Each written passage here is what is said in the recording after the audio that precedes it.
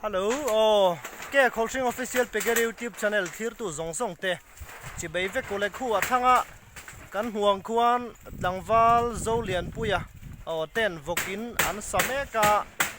an vokin sak bi chian na kan nei don ani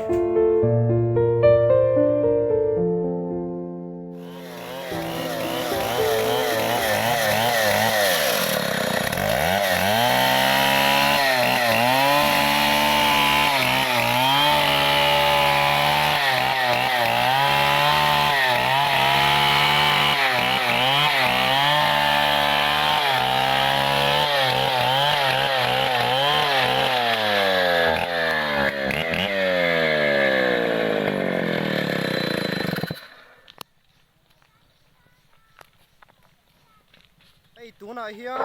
tlangwal zo lian puya te vokin an sakna bula kanom meka an vokin sak bi chian na kan nei don ani hei an satha hle maya aban RCC in an ti a chuan a chuata hian slap dona achung rangwa in aban zom na hi char vel in an siama mystery tenen atuna hian an ti vel mek ani bungtlang south muna kanom mek boka hei hetami hi kan huangin tlangwal zo lian pui khongai no dik te se ke Kholsing official page YouTube channel mingin chibei kan book che hei tlangwal zo lian pui an dia vok vulna sat itum hle in ka ria hei tuna in saklai mek a hi vok engzat theina turin nge in han ruam han deuh ring deuh la ken tong mai a ei hi tuna ri chuanin ala zima anakina ma hen ka zom belang chu ka tia tuna tak hi chuanin som kanni pitsari square in ka siama pakhata hianin pitsari square jela thei turin kan ruam hanane lom na sat chu bom khati pitsari square zau apui pakhat da thainan abut sai me kani hei asian sovel po en reng hianin anamai lo don ti hriata azat chi asoi thei lovanga tuna hianin engzat chovel nge in han sen chho towa i han rin deuh ane thing zai oi chai mai kan nei sa ve tuna hi mo zai kan nei sa ti ha mane kain tum the thing zai hi kain lei lowa cement le rot rel hi maya heng ho hi chinga inkar vel chu ni karing ani ju thing zai nang ma ni na in nei sa rangwa a hianin si thing vel seng ya vai hi chunin zai ten hi chunin ti khat vel ra chun kain da lom na sat che kan lom lu tu ke hei kan muang hian tlangwal zo lian puya vokina tuna hian kanom meka in sameka china amina asoyang khanin hemi box khata hi fit sari square zaw ani chuan apui dana na anhan ruam man deuh ani box khat fit sari square zawa hian vokpui pakhat zel an da don ani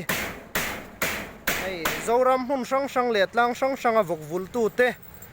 kan phur thar hle maya alomom tak zet ani tunanga vok vul lama kan tui chho zel ani chuan tuna tanga reilo te mizoram hi sa kanin to del lawang ti asoi thei mi lo ani an vokin hi en reng hianin atha long tam le ani alomom khop mai hetianga vokin thanai te hi thil har sa ani mina zongina kan ti thailo ani ki achung lama kan huang khianin achung rangwa in an chi mek hei heta kan huang hian hi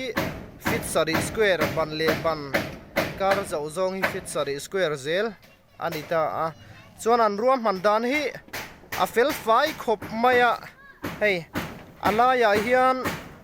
vokpu tele achopetu turte akan round na tur kan kalkual na tur kha an siam le thlap bok ani achung an chi zo hianin achung an siam zo hian hemi achuat a hi an slap dona chuanin nichina tlangwal zo lian pui an a soito ang khan so lam tuna an sak china pia lam zong so chun zom le atal tur da nang chi siam nan an tum bok ani hei ma chop alanga khop maya tuna hian ama hian voki somvel a vun mek ani hei bul atran chho meka a in te po kan huang hianin ruam man na fel fai tak nen an sa meka hri te leng lo phei se chuanin kumin hianin vok som nga vel nei atum niin ka hria amai ro chu hri te a len awang le hri ten min tlak buak awangin tumangin a om thei bik lawa nakina hlotlin na na sajok te achan theinan ke coaching official figure YouTube channel ate chuan du sakna kan han hlan mol mol bok ani